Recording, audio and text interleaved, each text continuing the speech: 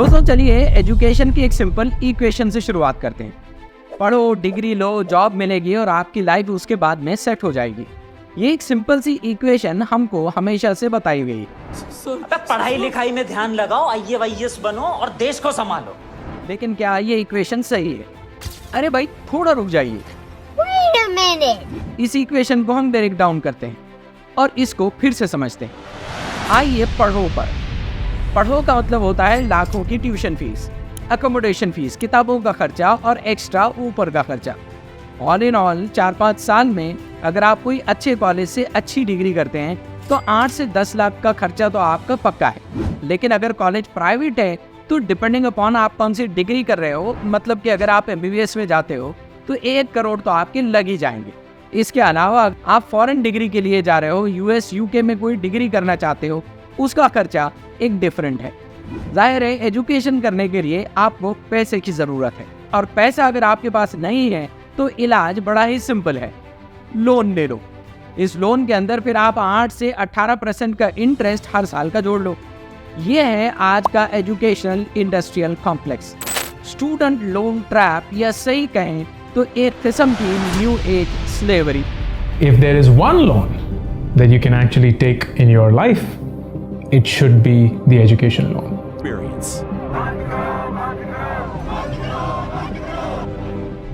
हाल ही में राज्यसभा में एक सवाल उठाया गया इन्हीं स्टूडेंट लोन्स को लेकर।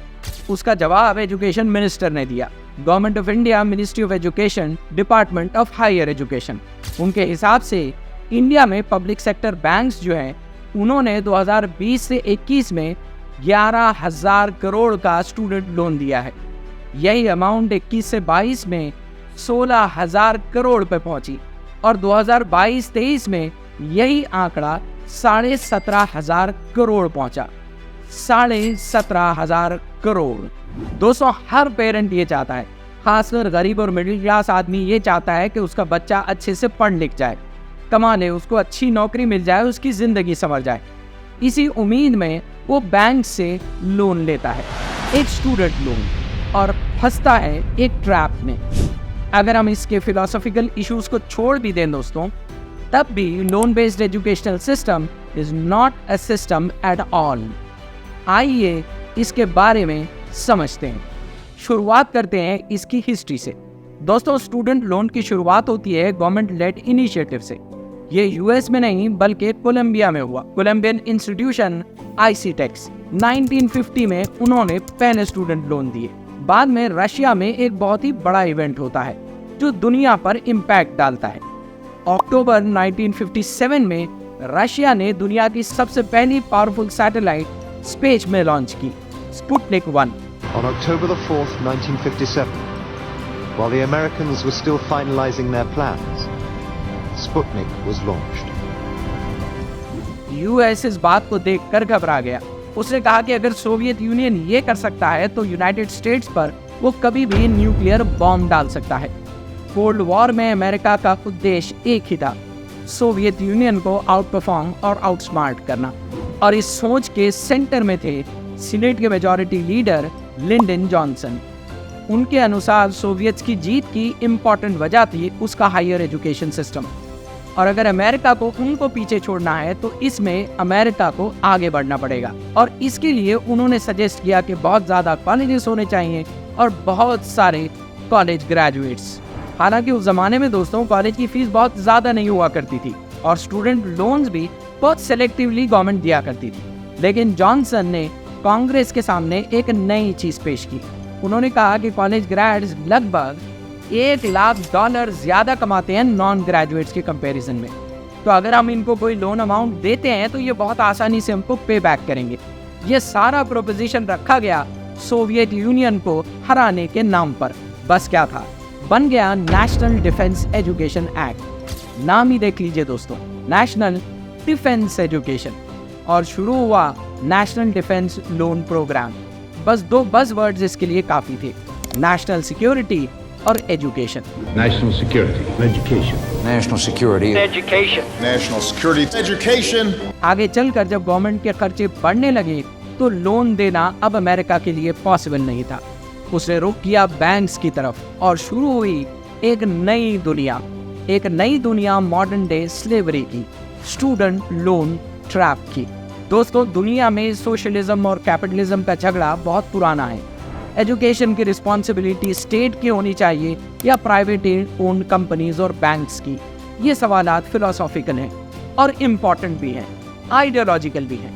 इंडिया भी इसी ट्रांजिशन से गुजरा है।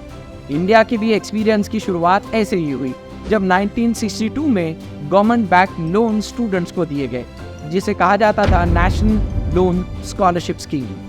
प्राइवेटाइजेशन के आते आते और यही रिप्लेस हो गए कमर्शियल बैंक ड्रिवन लोन से।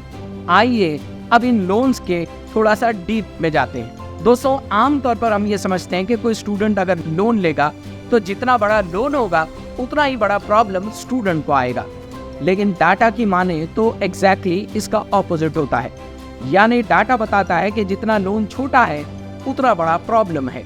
छोटा लोन लेने वाला ज़्यादा भुगतता है, इसकी रीपेमेंट्स बहुत स्लो होती हैं और बहुत ज़्यादा लोग इसमें डिफ़ॉल्ट कर जाते हैं या पे बैक नहीं कर पाते।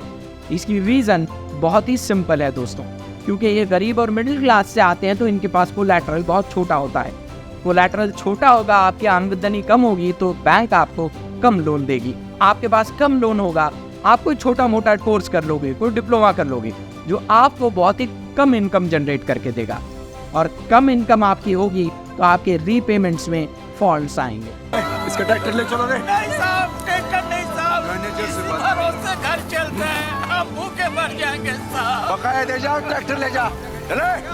तो दोस्तों, जहां गरीब बच्चे और मिडिल क्लास बच्चे जिनको के एक्चुअल में एजुकेशन में सपोर्ट की ज़रूरत है, उन्हीं का सबसे ज़्यादा एक्सप्लॉयटेशन ये सिस्टम करता है। ये सिस्टम इतना एक्सप्लॉयटेटिव है दोस्तों कि उसकी एक और एग्जांपल सुन लीजिए। आप सपोज स्टूडेंट है और आपने एजुकेशन लोन लिया है 30 लाख का। अब इस पर एक एवरेज रेट ऑफ इंटरेस्ट लगा दीजिए 15 साल। जनरली इसका जो पे बैक पीरियड होता है वो होता है जनरली 12 साल के लगभग। मतलब आप 12 साल में जो अमाउंट पे बैक करोगे दोस्तों, जानते हैं कितनी है? लोन 30 लाख का था, आप पे करोगे 66 लैक्स। मतलब कि आपका पर मंथ जो इंस्टॉलमेंट आएगा वो लगभग होगा 54,000 रुपीज़। एक महीना भी आपका मिस होता है दोस्तों अगर इसमें, तो आप चले जाओगे NPA में, नॉन परफॉर्मिंग एसेट्स में। अब किसी को लग सकता है दोस्तों कि मैं बहुत फटाफट इस लोन को पे बैक कर दूंगा, 12 साल तक रुकने की क्या ज़रूरत है, मैं बहुत जल्दी इसको पे करूंगा। लेकिन अगर आप जल्दी पे करना चाहते हैं तो इंडियन बैंक्स आपको पेनाल्टी लगाएगी, प्री पेमेंट पेनाल्टी। जानते हैं दोस्तों, इंडिया में आज NPA स्टूडेंट लोन कितना है? 8.51%। मतलब 8.51% स्टूडेंट्स लोन पे बैक नहीं कर पाए हैं। भैया इसका मतलब बहुत सिंपल है, उनके जो कोलैटरल्स उन्होंने रखे थे, जो घर वगैरह गिरवी रखा था, वो सब चला गया। पेरेंट्स की कमाई और उनकी एश्योरिटी सब चली गई। अच्छा, अब आइए एक और एस्पेक्ट की तरफ, 12 साल रीपेमेंट, इस पर वापस आ जाइए। सपोज आप डिग्री ले लेते हो। अब डिग्री लेने के बाद 12 साल तक आपको इसकी इंस्टॉलमेंट्स भरनी है। ये इंस्टॉलमेंट्स की हर महीना आपको टेंशन लगी रहेगी। आप कमाएंगे ज़रूर, लेकिन सारा का सारा पैसा आपका इंस्टॉलमेंट्स में चला जाएगा। अपनी इच्छाएं आप पूरी नहीं कर पाओगे, खुल के जी नहीं पाओगे। आपको ऑलरेडी 54,000 के लगभग का इंस्टॉलमेंट देना है। और कॉलेज से निकलने के बाद कई ऐसे क्वेश्चंस हैं जिनके जवाब अभी आपके पास क्लैरिटी से मौजूद नहीं है। क्या आपको जॉब लगेगी? क्या ये जॉब इमीडिएटली लगेगी तो सैलरी कितनी होगी? ये सारी चीज़ें आपको मालूम नहीं है।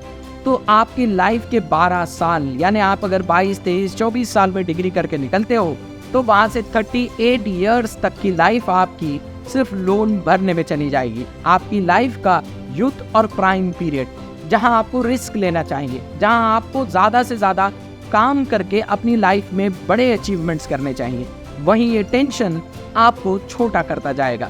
कुछ लोग कहेंगे कि चलिए भाई इतना क्यों लोन लेना है, हम इसका आधा ले लेते हैं। अगर आप आधा लेंगे तब भी जो इंस्टॉलमेंट मंथली आएगा it is somewhere around 25,000 per month. ये भी कोई दोस्तों छोटी अमाउंट नहीं है। कुछ साल बाद आपको लगेगा कि 10 साल हो गए हैं, 12 साल हो गए हैं, सारे मेरे दोस्त तरक्की कर रहे हैं, मेरे पास तो कुछ भी नहीं है, मैंने तो एक गाड़ी भी नहीं ली, बाइक भी नहीं ली।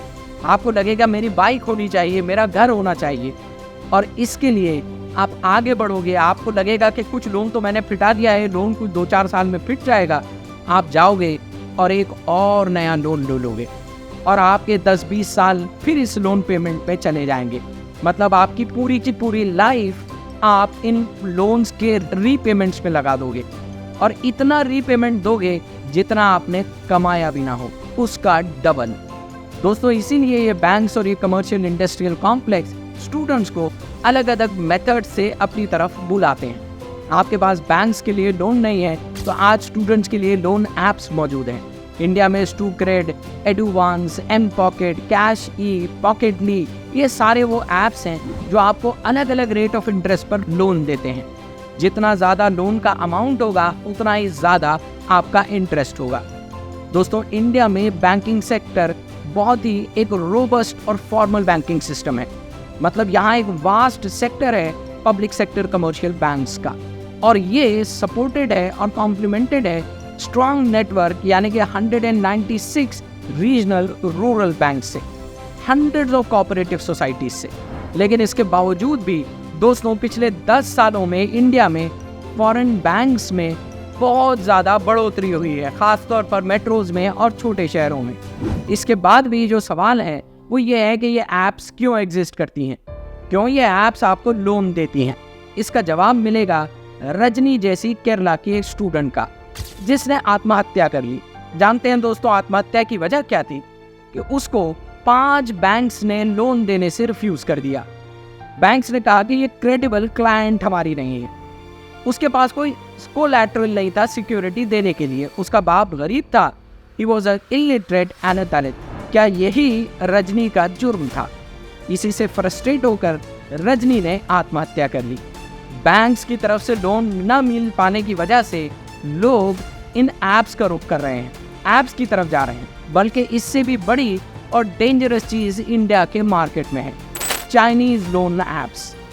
जब आप इसमें जाएंगे तो ये आपको बड़ी आसानी से लोन दे देंगे, मगर वो एक हरासमेंट का फंदा है जो आपके गले में आप खुद बांधते हो, वैसे ही जैसे कि तेजस ने बांधा।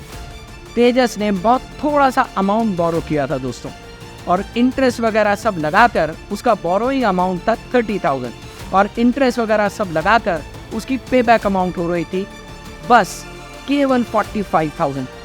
लेकिन इन ऐप्स ने तेजस को जो हरास किया, ब्लैकमेल किया और थ्रेटन किया, बिलाखिर तेजस ने आत्महत्या कर ली, क्योंकि ये ऐप्स उसको बुली कर रहे थे कि उसके इंटीमेट फोटोज़ को वो इंटरनेट पर डाल देंगे, उसको पब्लिकली शेम करेंगे। दोस्तों, ये हमारी स्टूडेंट कम्युनिटी की एक बहुत ही सीरियस प्रॉब्लम है। हमारा स्टूडेंट इन लोन्स के दबाव में जी रहा है। इसको एड्रेस करने की हमको ज़रूरत है। ये एक सीरियस डिस्कशन चाहता है, एक सीरियस चेंज और पॉलिसी चेंज चाहता है, क्योंकि जितना हमारा स्टूडेंट रिलैक्स होगा और आज़ाद होगा, मुल्क उतना ही तरक्की करेगा। दोस्तों, होप कि आपको हमारा आज का ये वीडियो पसंद आया हो। If so, do share it with your family and friends. Do subscribe to our channel. आपके सब्सक्राइब करने से हमारे चैनल को पुश मिलता है, मदद मिलती है, और हम इस तरह के एजुकेटेड वीडियोस आपके लिए बना पाते हैं। आपसे फिर मुलाकात होगी अगले वीडियो में। Till then, thank you very much.